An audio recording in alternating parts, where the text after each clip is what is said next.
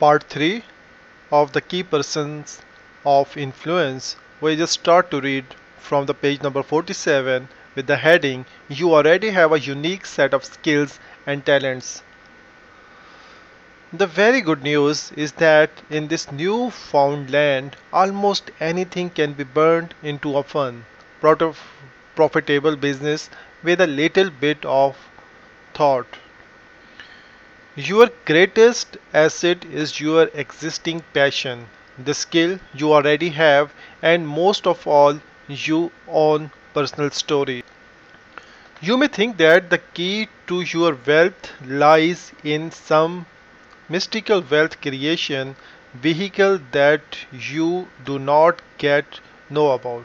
Maybe you think it's a stock market or property development or a franchise or a multi-level marketing company. The truth is that your real wealth is in your story, your journey. Thus far has been a waste of time. It's been perfect. Your hobbies and interests are not meaningless. They are a gold mine. Your passion is not hollow. It's the best fuel you will ever have. You have already been a leader within a certain circles. You already have examples of people you have helped, teams you have built, and value you have added. You need to harness that you have and refine it. You are already people taking home six-figure incomes from their passion for the strangest thing. I have seen people making great income from training senior executive how to communicate with angels, a powerful metaphor for their intuition.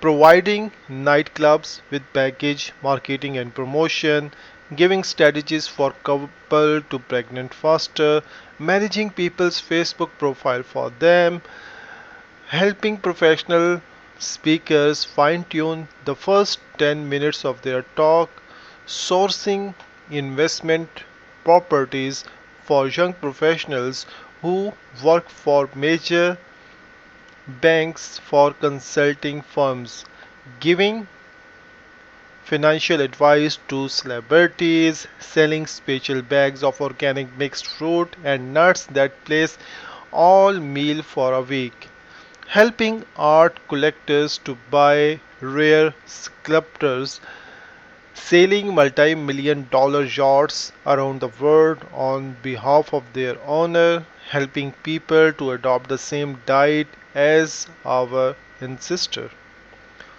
But here is the problem. Every day you will open the paper and read about some individuals who have made big money doing some new things. You hear a story about a newly made millionaire who is achieving success in an industry. You know little about the assumptions you may wrongly make is that it was the thing that made the money. You might think it was the product of the industry that was responsible for their success and miss that it was in fact the marriage of that thing with the person's story. You may curse yourself for missing out on the latest trends. Oh, if only I was in the commercial property game. It's a forex trading that I should be doing. I should have been designing an iPhone app. Why did not I think of being a life coach sooner? What was I thinking by not being a part of that franchise? Silly me, I knew I should have joined that MLM from the start. Their things might not be your things. What you may miss altogether is the story behind the story. The person who just made a fortune for real estate loved looking at the real estate deals long before they got rich doing it. The person who successfully trades financial market was happy riding ups and downs for years before they had their payoff. The life coach did 3 years of virtually unpaid work before she got her first big client, and another 4 years before she became the highly paid speaker you saw on stage.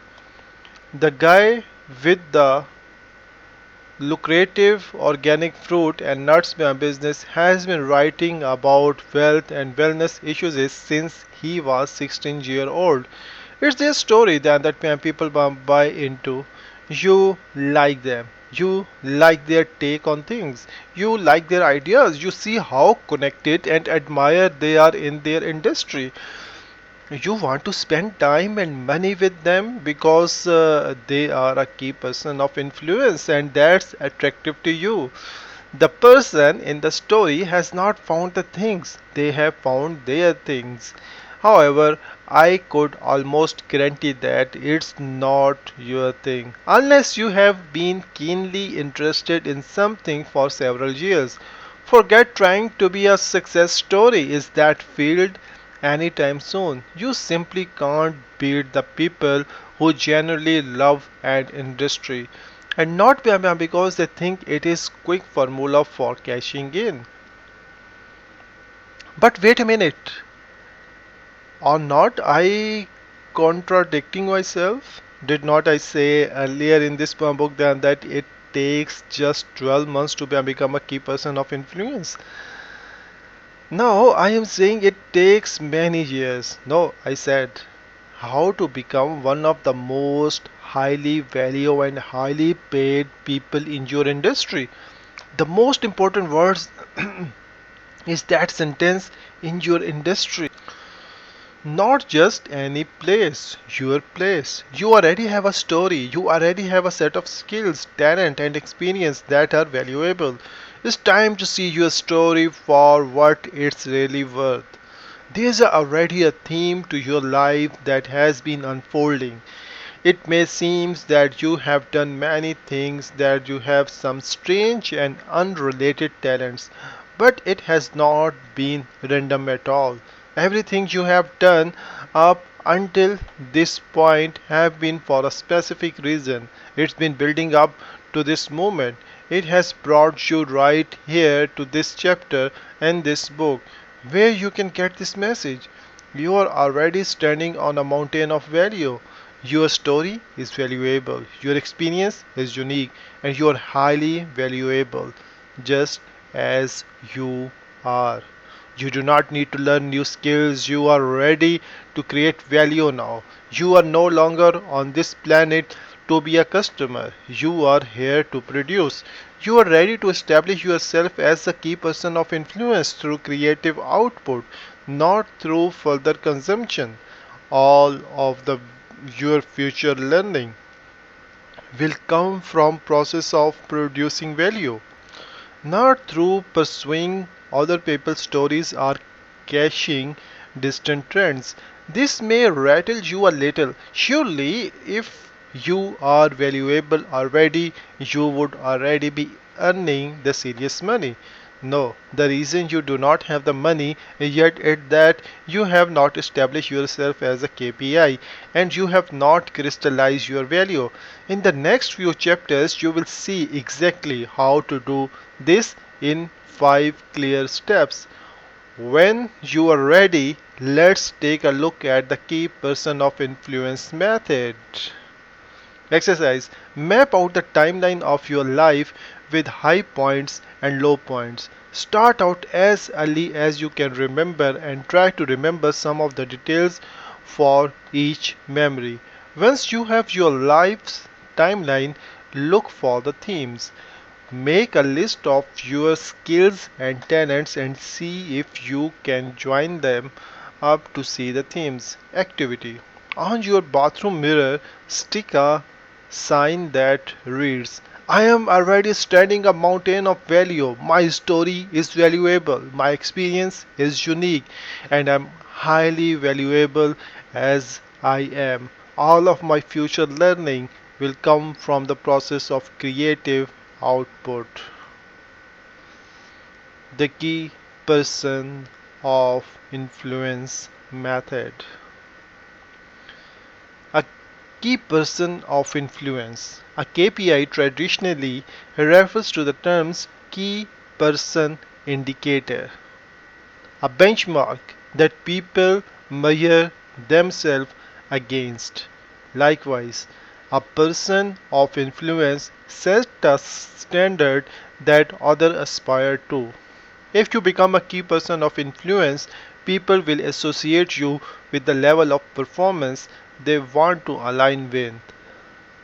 It's time for you to become a KPI, key performance indicator. Stepping into the inner circle.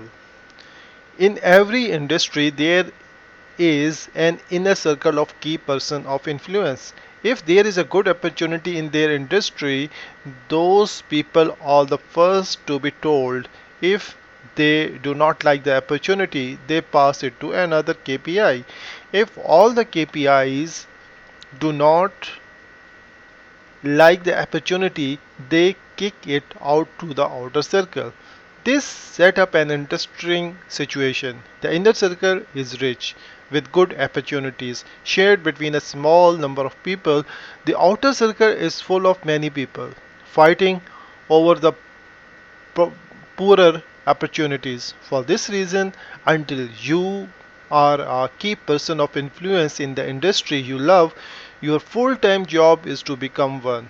Nothing could illustrate my point better than the income inequality in the USA. Supposedly, a country where anyone can get ahead if they have a dream, work hard, and act smart. It's been revealed that the top 20% of the US wealth controlled about 90% of all the wealth. The top 1% control about a third. The search says that over the last 30 years since technology came along, the top 10 of the earners is almost every industry have grown their income by 300%, while the majority have gone sideways or slipped backward. What does the understand tell you about how money works across the whole of the USA? It tells you that it's not even close to being fairly distributed. Wealth moves to and from a small percentage of key person of influence. I am not here to tell you this is right or wrong. I understand that all sort of problems arise from inequality. My solution to this inequality is to shed light on how to have more income mobility if you want it by becoming the type of person who get closer to the top. Even if you are in the top 20% of earners, you can expect to be sharing in the high percentage of the wealth. If you are not, you will be fighting it out with the other 80% of the people for the smallest percentage of the wealth. It will be exhausting and dehumanizing. It works in much the same way inside a larger organization too. The top 20% of the company in any industry often generate more than 80% of the revenue in that whole industry. The top 10% of the people who run those top companies are earning more than ever, while the majority of the people are trying to budget their monthly paycheck. If you have heard about the people taking an exponential leap in their earning, let me shed some light on it. If a person moves from about the average in their industry into the top third of the earners, they would not actually see a big shift in their income or their influence. They would not really get any special treatment, they would not hear about fresh opportunities, and they would not stand out significantly in their industry, even though they move from the midpoint to the top third. And that same person moves into the top 10% of their industry, their life changes dramatically. As soon as a person crosses into the inner circle of their industry, they start sharing the biggest slice of the pie with a small number of their contemporaries. As they progress deeper into the inner circle and establish themselves as a key person of influence, their income takes a leap. They get invited into important meetings, their voice gets heard, and they have more input. It becomes a virtuous loop. The more input, the more they are seen as valuable, and the more they get known as a key person of influence in their field. You must orchestrate your move into the inner circle of the industry you love. It's the most rewarding thing you can do. There is very little happening outside the inner circle that's worthy of your time. How are you showing up? For the 10 years I grew a training and events business. We hired celebrity speakers and expert presenters regularly and often paid them more money in a day than people earn in a year. These events pulled in crowd of people who wanted to learn from those top speakers. Before the event even started, I began to see how people kept themselves from succeeding without knowing it. I also saw firsthand how some people made small shift and found themselves in the top 1% of the earner in their industry in under 12 months. Let me explain. In my time runner business event and speaking at events around the world, I have seen well over 100,000 business people networking at events. These environments are usually brimming with opportunities and a KPI can walk away with more business than they know that to do with. I have no idea what I do. We neither. Before any event even begins, I watch people meeting each other and what I see have given me some unique insights. Most people are abysmal at generating any attraction with other events. Even in an environment that bustling, most people walk away from a high quality business event with nothing more than a small stack of business cards from people who have no interest in doing any business with them. It's crazy. They are at an event with hundreds of motivated, screened people, and yet somehow they cannot do any business as a result of being there. It's not because they are bad people or they do not have any value to share. It's simply that have been never been taught how to represent themselves as a key person of influence. They are often unclear about the value they can offer. They seem to lack credibility that others can gauge. They cross they come across as burnt out, lacking enthusiasm, or willing to do anything to win business. A key person of influence does not show up that way. They are clear, credible, energized, and they do not seem needy. They have the groundwork in place so they can show up confidently. It does not take long to see the difference. At almost every event I have hosted, someone will come up to me and ask me about being a speaker at our next conference, promoting them to our database, or doing another sort of deal. At this point, I do not care if they are trained speaker or if they have a well convinced deal in mind. First, I need to know if they are a key person of influence. As I ask some typical question, some I ask directly, and other things I am mentally checking for. Question 1. What do you do? It seems like a person often and general question, but I actually want to know they can stand out purely on how they pitch themselves at this point. Most people say their job title or profession. I am management consultant, I am dentist, I am a car dealership, I am a recruitment. Other people attempt to be unique and say something like, I motivate people to be their best, and something which like I help people get what they want. In general, along the lines, I help business grow. A KPI lights up when you ask them what they do. They are prepared and already know you will be impressed with what they have to say. In under 2 minutes they have you hooked.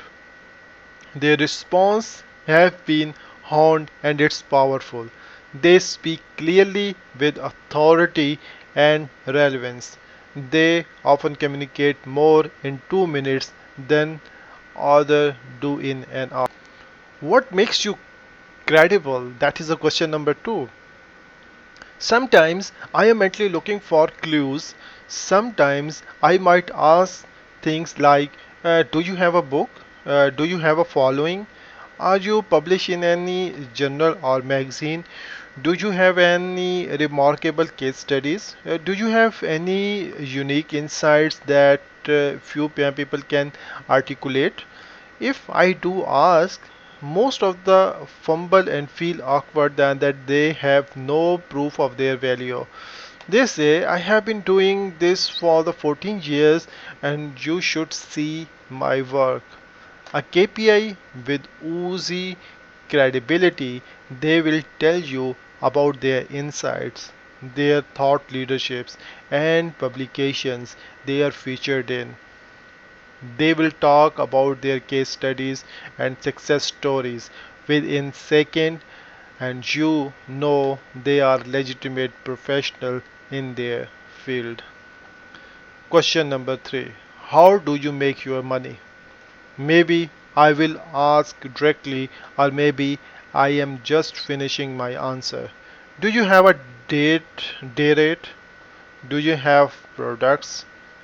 Do you broker someone else products and services? What do people usually pay you, and are they typically happy with it? Most of the time their product is them. They need to physically turn up in order to deliver value. Conversely, they may have a product that is generic, that I instantly compare it to other products in the market, and I cannot see what's special about the offering. A key person of influence have an elegant business model backing them up.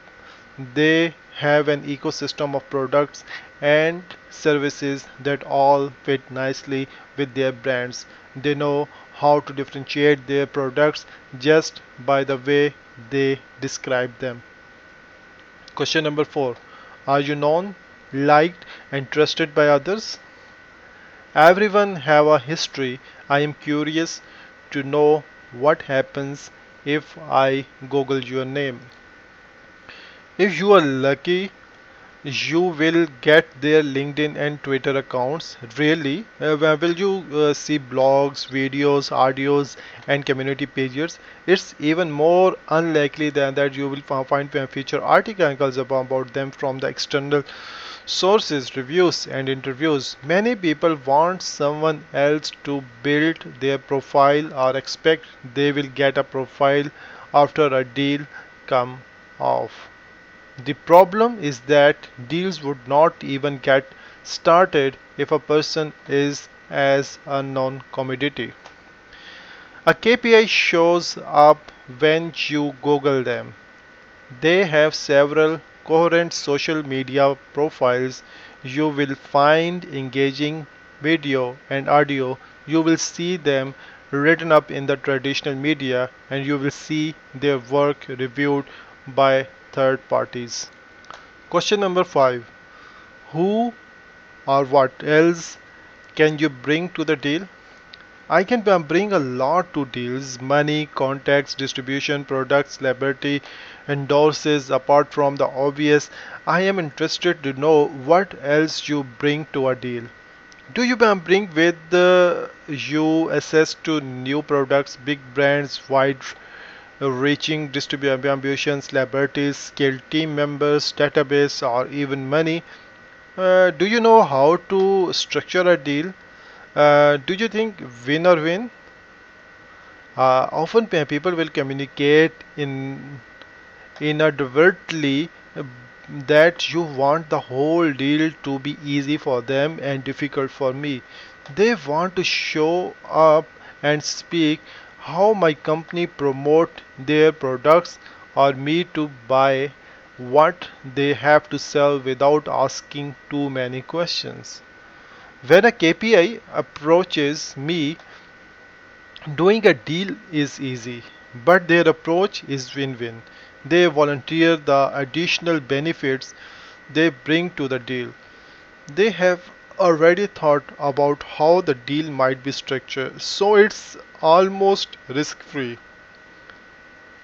They make sure they take on a equal share of the burden to execute the deal because they know how much work is actually involved in getting anything meaningful achieved. Within minutes, I know the difference between the key person of influence and someone who is not there yet. It does not take long to do a deal or the pass on an opportunity because I know the KPI is prepared. In the next chapter, I am going to outline an explicit 5-step method designed to address these important questions and ensure that you are seen to be a key person of influence in your industry. It builds in clarity, credibility, scale, transparency, and commercial viability. It's designed to leverage your story, your experiences, your insights, and your personality. When you are ready to learn and apply this method, read on. The key person of influence method. We will start it tomorrow.